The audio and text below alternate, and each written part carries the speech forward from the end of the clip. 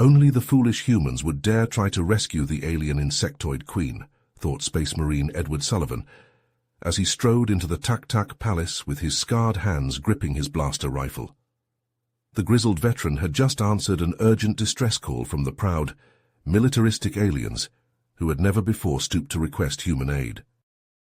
In the palace throne room, Edward met the Tak-Tak Prince Gruss, who begrudgingly revealed that his mother, the Queen, symbol of unity for their rigid caste-based society, had been kidnapped by Zorgax, a ruthless renegade warlord staging a coup. With the Queen gone, the Tak-Tak faced certain societal collapse. Edward immediately understood the stakes. Without a fast, successful rescue op, both the Queen and her entire civilization were doomed. He also saw it as a hell of an exciting challenge. "I'm in," Edward said, slamming a fresh power cell into his rifle. "Just tell me where to aim." Prince Gruss clicked his mandibles irritably, reluctant to accept help from a lowly human. But with time running out before Zorgax killed his mother, consolidated power and enslaved the populace, Gruss swallowed his pride. He began briefing Edward on Tak-Tak culture, explaining their ancient warrior codes. That's when it hit Edward. This wasn't just about saving the Queen. To truly rescue her and the Tak-Tak's way of life, Edward would have to earn the respect of these hardened insectoid warriors by kicking ass the Tak-Tak way. Without that, they'd never fully accept the Queen's return.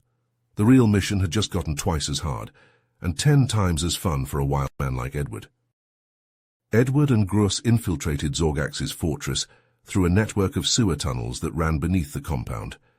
The air was thick with a noxious stench that Edward's helmet struggled to filter out. "Phew! Smells like something died down here," Edward said, his voice muffled by his breathing apparatus. They emerged from a drainage grate into the fortress courtyard. Edward crouched and scanned the area with his rifle scope, spotting several patrols of Zorgax soldiers armed with pulse rifles. The courtyard was a killing field. They'd be cut to ribbons if they tried to cross it. But Gruss had a plan. The Tak-Tak Prince used his species' natural camouflage abilities to blend in with the stone walls.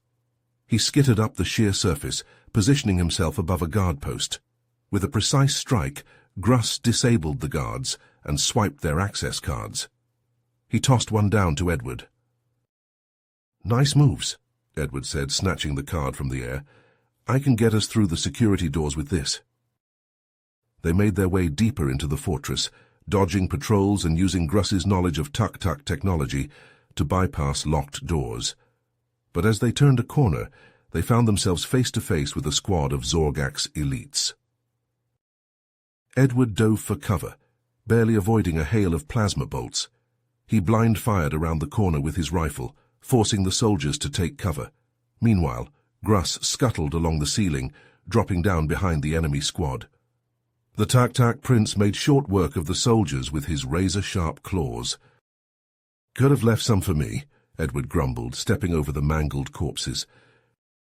As they ventured further into the fortress, they ran into a group of Tak-Tak rebels, who eyed Edward suspiciously.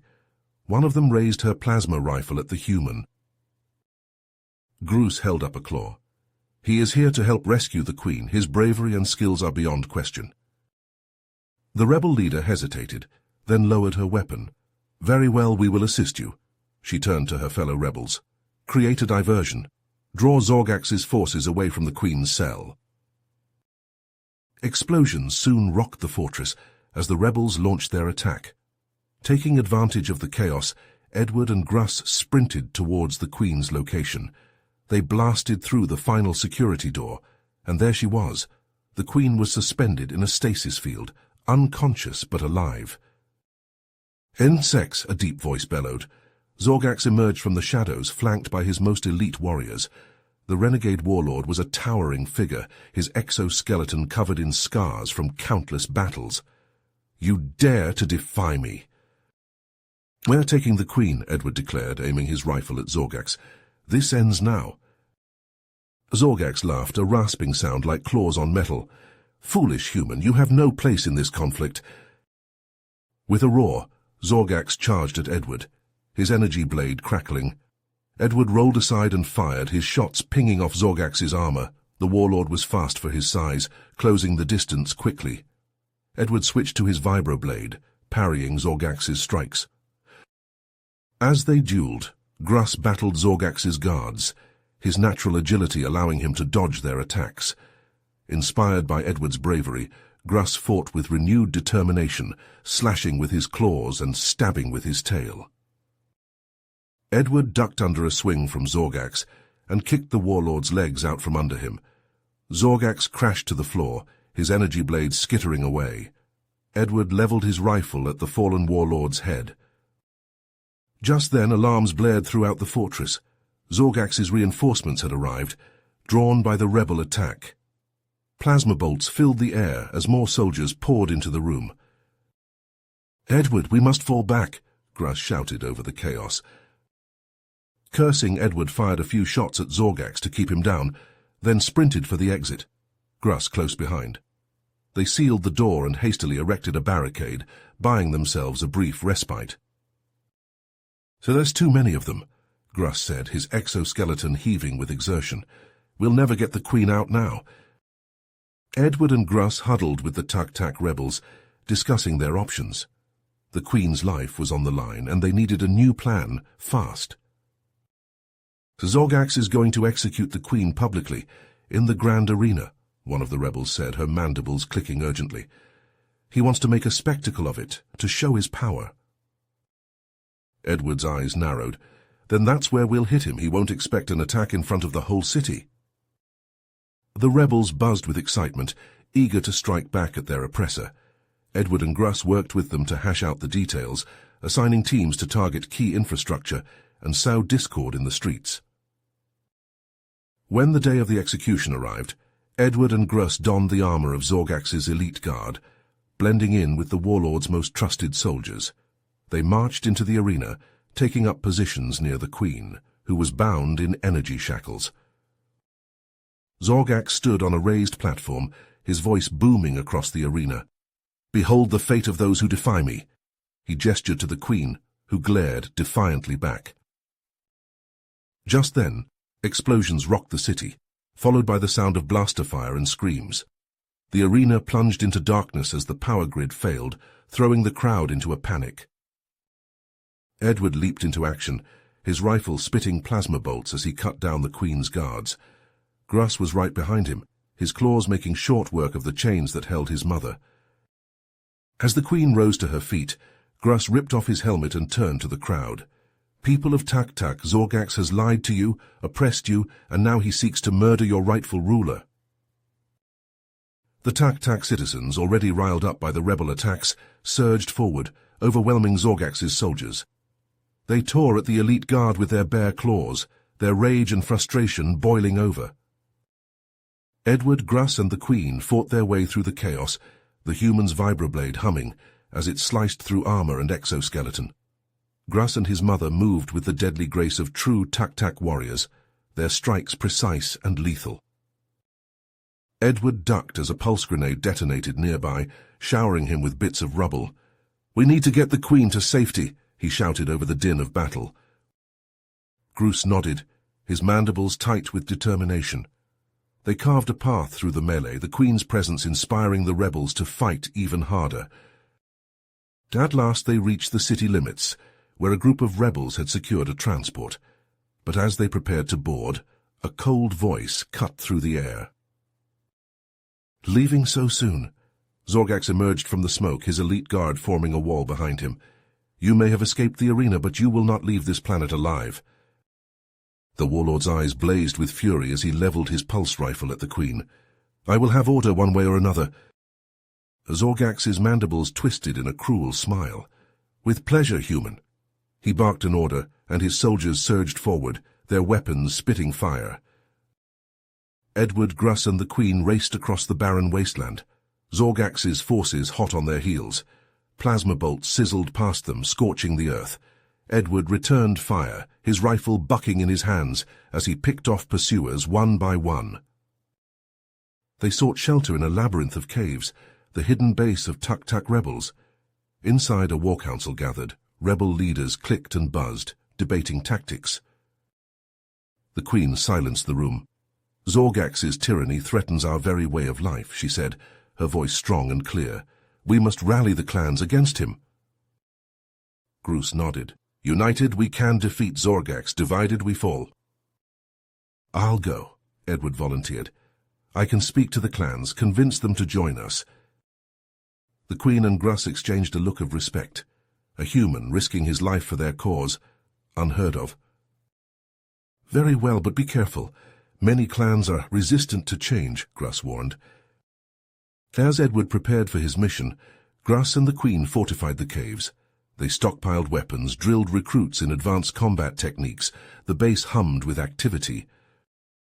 Edward set out with a small team of rebels, trekking through treacherous mountain passes. Loose rocks shifted underfoot. Icy winds cut to the bone. They were stalked by predators, picked off Zorgax scouts. At the first stronghold, Edward was met with suspicion. He had to navigate a verbal minefield of tuk-tuk customs and traditions. One misstep and the clan would turn on him.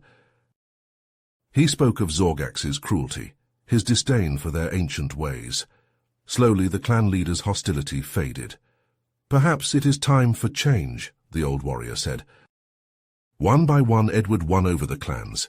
He earned their respect through feats of bravery, a readiness to learn their ways and fight alongside them. Allegiances shifted, a trickle, then a flood. The revolution grew. But Zorgax would not sit idle. He gathered his forces, preparing to crush the uprising. Edward's mission was far from over. He had to return to the Queen and Grus to plan their next move against the genocidal tyrant. As Edward trekked back to base, a sudden rustle in the underbrush made him spin around, rifle raised.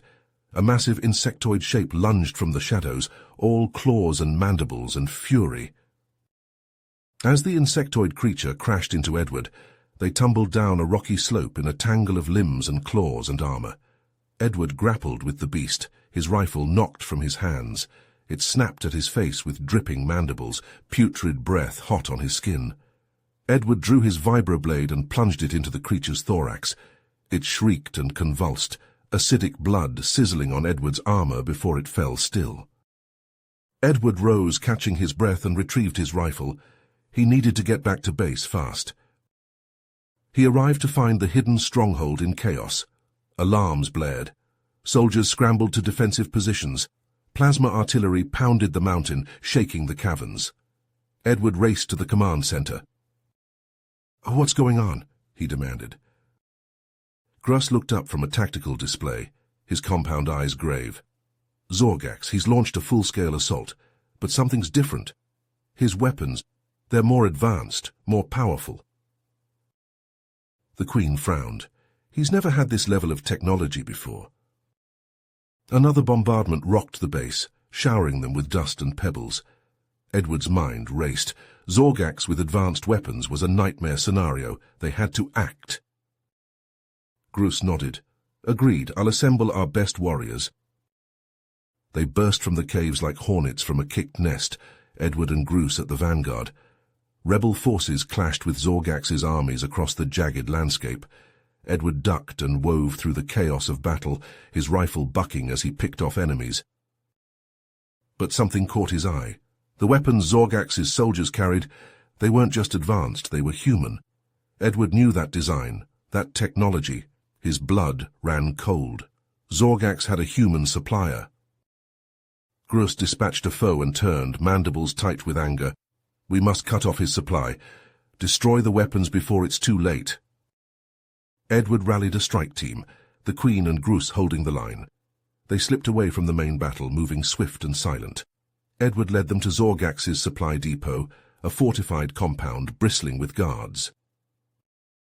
They breached the perimeter, alarms wailing. Edward and his team swept through the depot, planting explosives, gathering intel.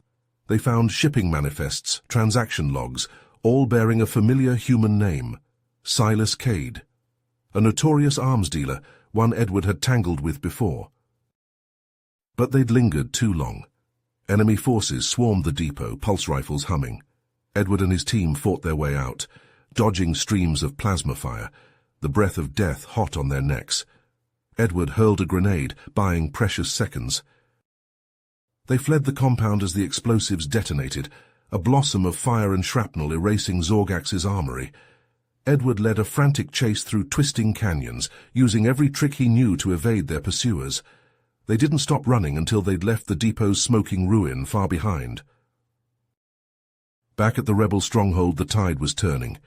The clans had arrived, a chittering tide of warriors rallying to their queen.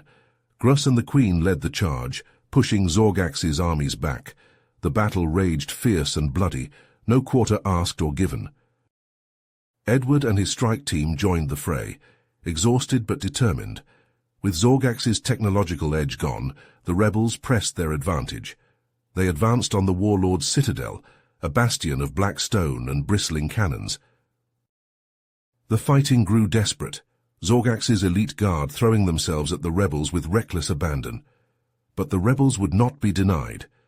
They smashed through the outer defenses, breached the walls, poured into the keep.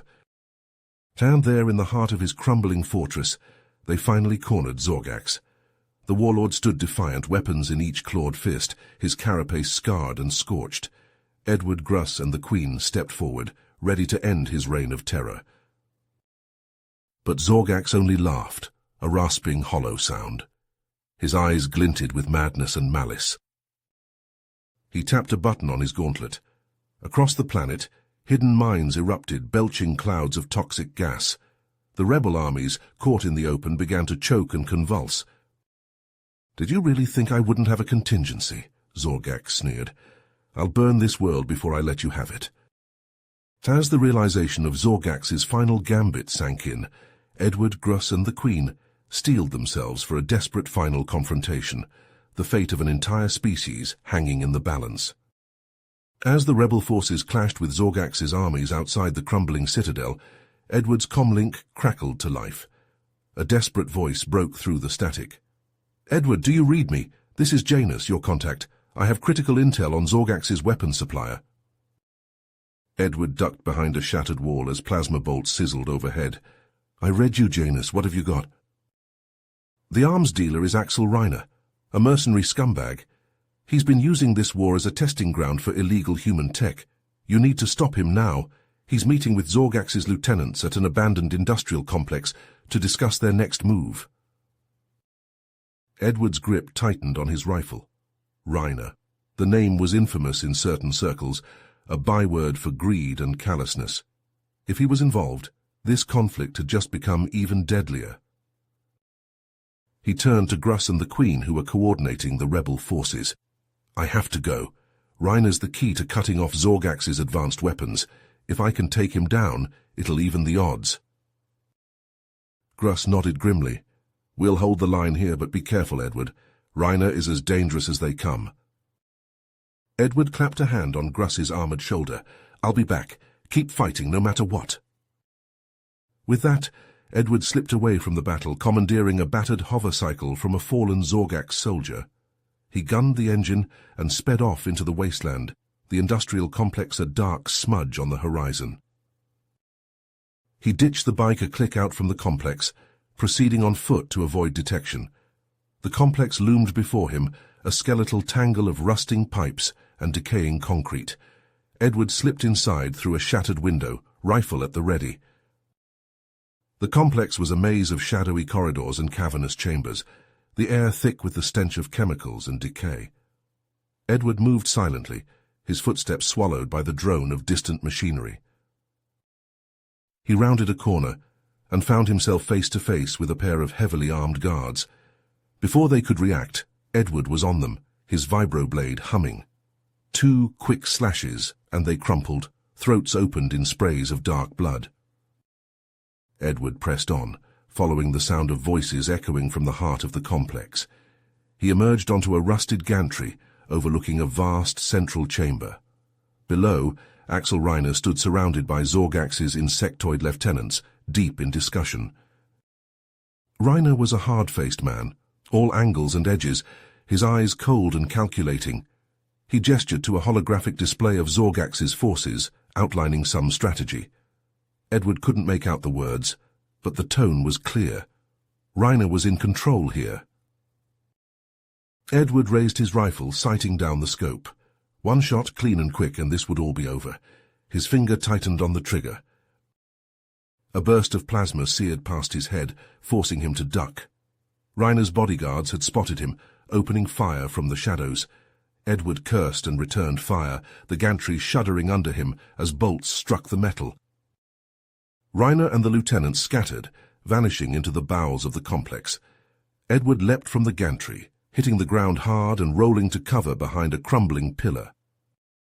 "Come on out, Reiner," Edward shouted over the din of blaster fire. "Let's settle this face to face." Reiner's mocking laughter echoed through the chamber. "Why would I do that, Marine? I hold all the cards here." Edward gritted his teeth and popped out of cover, squeezing off a few shots. A bodyguard yelped and fell, clutching at a scorched hole in his armor.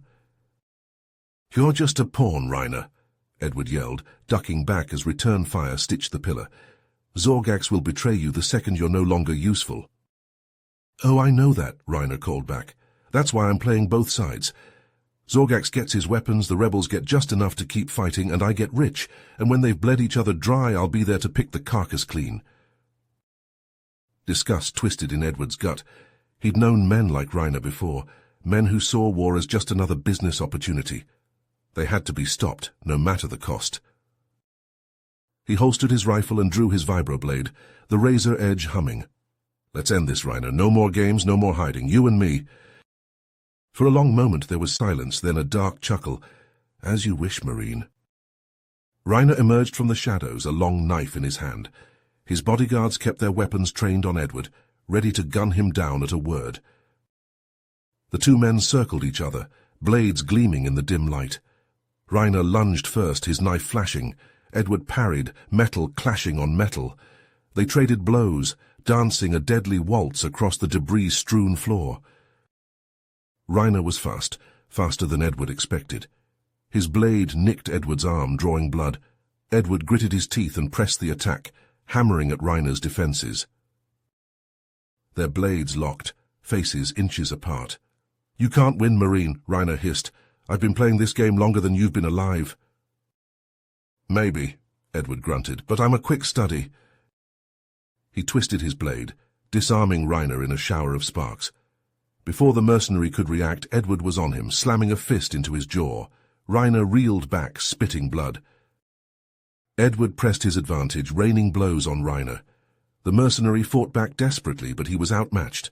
A final uppercut and Reiner crumpled, unconscious. Edward stood over him, chest heaving. He turned to Reiner's bodyguards, blade raised. "Anyone else?" They hesitated, then lowered their weapons. They knew when they were beaten. Edward zip-tied Reiner's wrists and ankles, then searched his pockets. He found a data chip, no doubt loaded with evidence of Reiner's illegal deals. That would be enough to put him away for a long, long time. But the fight wasn't over yet. Edward still had to get this evidence back to the rebels, and Zorgax was still out there, his poison gas choking the life from the Tak-Tak clans. Reiner had been dealt with, but the real battle was just beginning. With Reiner's data chip in hand, Edward raced back to the rebel stronghold on his stolen hovercycle. The wind whipped at his face as he pushed the machine to its limits, the urgency of the situation lending him speed. He arrived to a scene of chaos. The rebel forces were locked in a brutal battle with Zorgax's remaining troops, the air thick with the scent of plasma and the cries of the wounded. Edward leapt from his bike, vibroblade in hand, and charged into the fray. He fought his way through the melee, dodging blaster bolts and slashing at insectoid warriors. He had to find Gruss and the Queen, to tell them of Reiner's betrayal and Zorgax's impending doom. A sudden searing light split the battlefield. Edward looked up to see Zorgax, standing atop a ruined wall, a massive cannon in his claws. The weapon hummed with malevolent energy, its barrel glowing white-hot. He aimed the cannon at the heart of the rebel forces and fired. A beam of pure devastating energy lanced out, vaporizing dozens of rebels in an instant. The ground shook with the force of the blast, the air sizzling with ozone.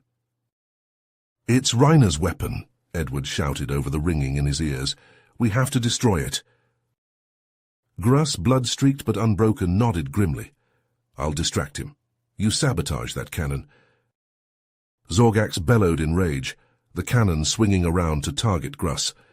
Edward seized his chance. He sprinted forward, leaping over fallen bodies and shattered stone. He reached the base of the cannon just as it fired again, the backwash of energy searing his skin.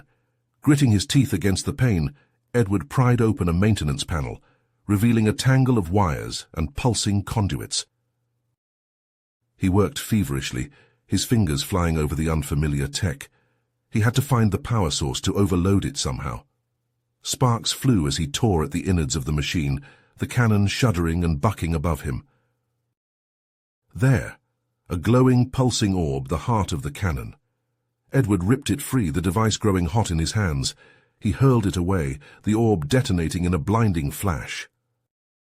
And Gruss lying still at the base of the wall, a charred hole smouldering in his carapace. Rage, hot and pure, surged through Edward. He staggered to his feet, vibroblade in hand, and advanced on Zorgax. The warlord met his gaze, mandibles clicking in cruel laughter. They clashed in a whirlwind of steel and chitin, Edward's blade humming as it struck Zorgax's armor again and again. The warlord was strong, shockingly so, his blows sending numbing shockwaves up Edward's arms. But Edward was fueled by fury, by the memory of Gruss's broken body. He pressed the attack, his blade a blur, his breath coming in ragged gasps. Zorgax gave ground step by step, his laughter turning to snarls of frustration. Edward saw his opening. He feinted left, then lunged right, his blade shearing through Zorgax's wrist. The warlord's claw, still gripping his pulse rifle, thudded to the ground. Edward kicked Zorgax's legs out from under him, sending the insectoid crashing to the dirt. He leveled his vibroblade at Zorgax's throat, the razor edge kissing chitin. "Healed?" Edward growled, his voice raw with exhaustion and grief. "It's over." Around them the battle stuttered to a halt, as rebels and loyalists alike turned to watch the confrontation. In the sudden silence, Zorgax's rasping laughter was deafening. "You think you've won, human?" the warlord hissed, ichor leaking from his severed stump. "You think this changes anything? You are nothing. You are—" Edward's blade punched through Zorgax's neck, silencing him forever. The warlord's body slumped, his compound eyes going dark. A cheer went up from the rebel forces, a sound of joy and relief and hard-won victory. Edward sagged, suddenly boneless, as the weight of everything crashed down on him. Edward shook his head, grief a hard knot in his throat. "Gruss saved us. He gave everything. He—" A rasping cough cut him off. Edward spun, hardly daring to hope. There, rising from the rubble, was Gruss. The Tuk-Tak prince was battered and burned, his carapace cracked and leaking, but alive. Edward laughed, a sound of pure, incredulous joy. Together the three of them, human, Tuk-Tak prince and queen, looked out over the battlefield, over the cheering rebels and the fleeing loyalists. They had won. They had saved a world, and they had done it together. But even as the celebrations began, Edward knew their work was far from over. Zorgax may be dead, but his legacy of tyranny and oppression would not die so easily. There would be others like him, other warlords and would-be conquerors, always seeking to fill the void of power. And there would always be men like Reiner, profiteers and warmongers, fueling the flames of conflict for their own gain. They would have to be stopped, their schemes brought to light, and their empires dismantled. But for now, in this moment of triumph, Edward allowed himself to feel a glimmer of hope. He had seen the best and the worst of humanity, of the galaxy itself, and he knew with unshakable certainty that as long as there were those willing to fight for what was right, to stand against the darkness no matter the cost, there would always be hope. The battle was over. The war went on, and Edward, Space Marine and defender of the innocent, would be ready for it. As the dust settled and the smoke cleared, Edward and the Queen raced to Gruss's side. The Tuk-Tak prince lay motionless, his carapace cracked and leaking vital fluids. Edward knelt beside him, his hands shaking as he fumbled for a medkit. "Stay with me, Gruss," Edward muttered, applying pressure to the worst of the wounds. "You're not dying on me now, not after all we've been through."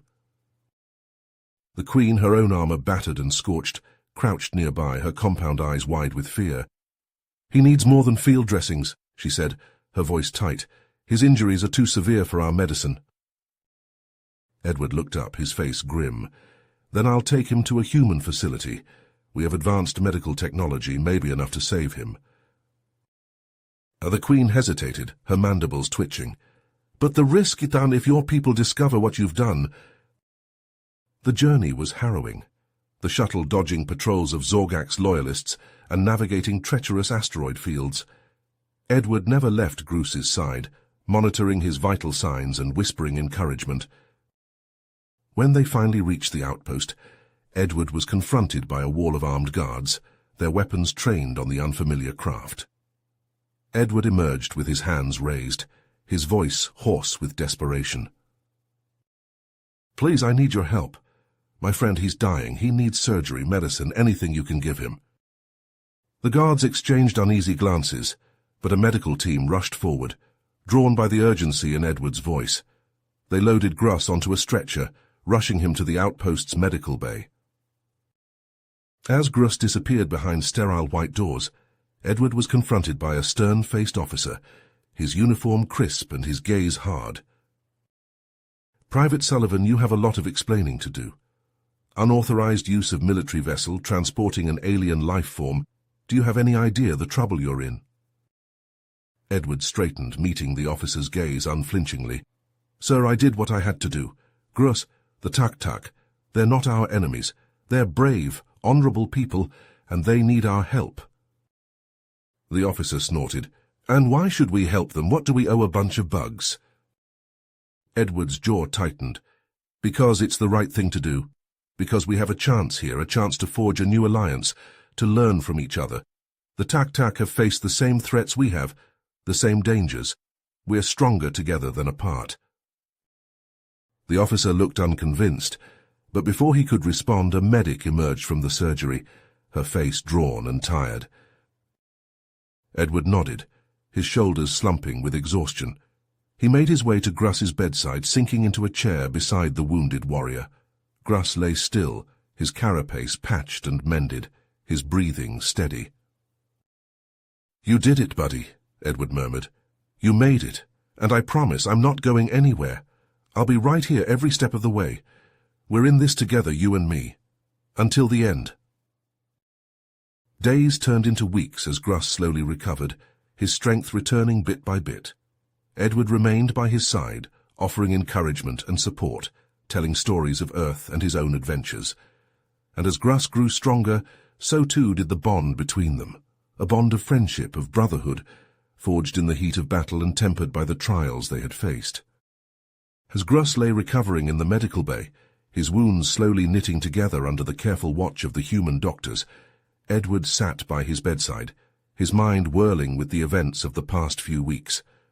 The victory over Zorgax, the exposure of Reiner's treachery, the fragile new alliance between humans and Tak-Tak. It was almost too much to process. "Edward," she said, her voice tight with urgency, "we have a situation. A faction of Zorgax's loyalists, led by his second-in-command, Krax, has seized control of one of our most powerful warships. They're threatening to reignite the war, to undo everything we've fought for." Edward's jaw tightened. He glanced at Gruss, still unconscious, his carapace riddled with tubes and wires. "What do you need me to do?" "I hate to ask this of you after all you've already done," the Queen said. "But we need your help once more. My forces are stretched thin, trying to maintain order and rebuild. We can't mount an assault on the warship without leaving our people vulnerable." Edward nodded, his mind already racing with possibilities. "I understand. I'll assemble a team, the best of the best. We'll infiltrate the warship and take it back." The Queen's relief was palpable, even through the small screen. "Thank you, Edward. I knew we could count on you." Edward strode through the corridors of the human outpost, his steps purposeful, his mind focused. He handpicked his team, a dozen of the toughest, most skilled soldiers he knew, men and women who had seen the worst the galaxy had to offer and had come out the other side. They gathered in the armory, checking weapons and gear, their faces grim with determination. Edward briefed them on the situation, on the stakes. They listened intently, nodding, ready to follow him into hell if need be. The journey to the rogue warship was tense, the small human craft darting through asteroid fields and nebulae to avoid detection. Edward pored over the schematics of the Tak-Tak vessel, searching for weaknesses, entry points. As they neared the warship, its massive bulk looming in the view screen, Edward felt a twinge of apprehension. The vessel was a fortress, bristling with weapons and shielding. Krax's loyalists would fight to the death to defend it. But there was no turning back. Edward and his team donned their armor, checked their weapons one last time. They boarded the warship via a maintenance airlock, slipping in like ghosts. Inside, the corridors were dark, lit only by the eerie glow of emergency lighting. The air was thick with the stench of ozone and scorched chitin. Edward led the way, his rifle at the ready, his senses heightened to a razor's edge. They moved swiftly and silently, avoiding patrols, sabotaging key systems as they went. Edward hacked into the ship's network, disabling security protocols, opening locked doors. His team planted explosives at structural weak points, ready to detonate if things went south. But even with all their skill and preparation, they couldn't avoid detection forever. As they neared the bridge, alarms began to blare, and suddenly the corridors were filled with the thunder of clawed feet and the sizzle of plasma fire. Edward and his team fought like demons, their weapons spitting death, their armor deflecting blows. They pushed forward, inch by bloody inch, leaving a trail of broken bodies in their wake. And then, as they breached the final bulkhead, they found themselves face to face with Krax himself. The Loyalist leader was a towering figure, his exoskeleton jet black, his eyes burning with fanatical rage. Edward stepped forward, his rifle leveled at Krax's head.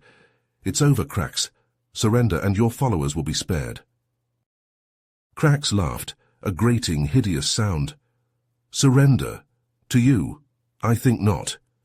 He drew a wicked-looking energy glaive from his back, its blade humming with power. "I challenge you, human.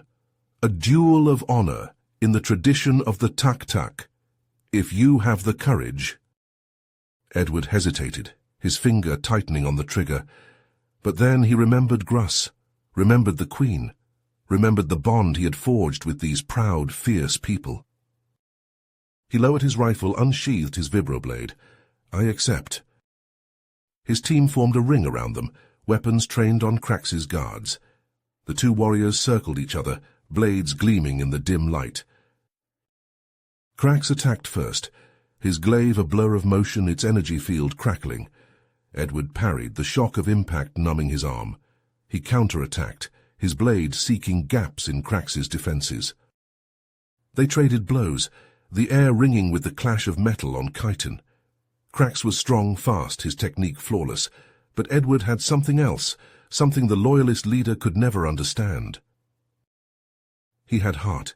He had the burning desire to protect those he cared for, to fight for something greater than himself. And as he dodged and weaved, as he struck and feinted, he drew upon every lesson Gruss and the Queen had taught him. In a final desperate lunge, Edward slipped past Krax's guard, his vibroblade slicing deep into the Tak-Tak's thorax. Krax staggered back, ichor gushing from the wound. "Yield," Edward panted, his blade at Krax's throat. "It's over." For a long, tense moment, Krax glared at him, hate and defiance burning in his eyes. But then slowly he let his glaive fall from his nerveless fingers. "I yield," he rasped, his voice thick with loathing. "The ship is yours." Around them, Krax's guards lowered their weapons, their will to fight broken. Edward's team moved in, securing the bridge, taking control of the ship's systems. Edward stood over Krax, his heart pounding, his mind reeling. They had done it. They had stopped the Loyalists, prevented another war. But he knew, with grim certainty, that this was only the beginning. There would always be those who sought to sow chaos and destruction, who saw peace as weakness, and he, Edward Sullivan, would always be there to stand against them. for his friends, for his allies, for the dream of a better tomorrow. He sheathed his blade, turned to his team. "Let's get this ship back to the Queen," he said, "and we have work to do."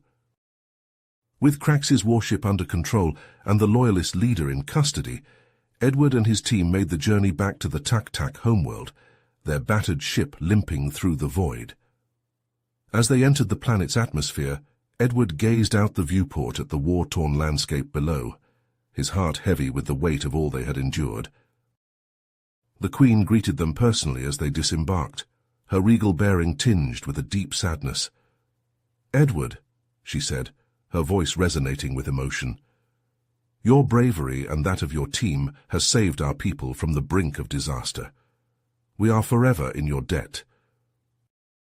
Edward bowed his head, the praise feeling hollow in the face of their losses. "Your Majesty," he said, his voice rough with grief, "I'm afraid I bring terrible news. Gruss, he didn't make it. He succumbed to his injuries during the mission." A somber ceremony was held in the heart of the Tak-Tak capital, the Queen herself presiding over the proceedings. Edward stood silent and still, his eyes fixed on the empty casket that symbolized Gruss's absence. The Queen spoke of Gruss's bravery, his unwavering dedication to his people, and the bond of brotherhood he had forged with Edward. As she spoke, Edward felt a wave of grief and guilt wash over him, the realization that his own species had played a role in the conflict weighing heavily on his soul. In the days that followed, as the Tak-Tak began the slow process of rebuilding, Edward was summoned before his superiors. They praised his actions, spoke of the potential for a lasting alliance between their species and the Tak-Tak. They offered him a promotion, a chance to serve as a liaison between their peoples. "I'm sorry, sir," Edward said, his voice steady despite the turmoil within, "but I can't accept this position. What happened here? What my own people did? I need to make things right. I need to find a way to atone for the sins of men like Reiner, to prevent something like this from ever happening again." His superiors, though disappointed, understood. They granted Edward an honorable discharge, recognizing the weight of his convictions. As Edward prepared to depart, the Queen summoned him one last time. In her chambers she presented him with a beautifully crafted Tak-Tak warrior's blade, its handle intricately carved with the symbols of their shared struggle. "This blade," the Queen said, her voice soft but filled with strength, "is a symbol of the bond you forged with Gruss, with all of us. It represents the warrior's spirit, the unyielding determination to fight for what is right. Carry it with you, Edward, as you carry Gruss's memory. Let it be a reminder of the honor and sacrifice that define a true hero." Edward accepted the blade with reverence, his eyes stinging with unshed tears. "I will, Your Majesty," he vowed. "I swear I will do everything in my power to live up to Gruss's legacy, to fight for understanding and peace between our peoples." With a final solemn bow, Edward turned and walked away, the Tak-Tak blade at his side. He didn't know what the future held, what challenges and hardships lay ahead, but he knew, with unshakable certainty, that he would face them head-on, guided by the memory of Gruss and the unbreakable bond they had shared. He would forge a new path, one step at a time, towards a brighter tomorrow for both their species. You have reached the end of the story. If you enjoyed this story and want to support us, please leave a like and subscribe to our channel, and for every comment that says 88, I will heart every single one of them. Thank you for your time.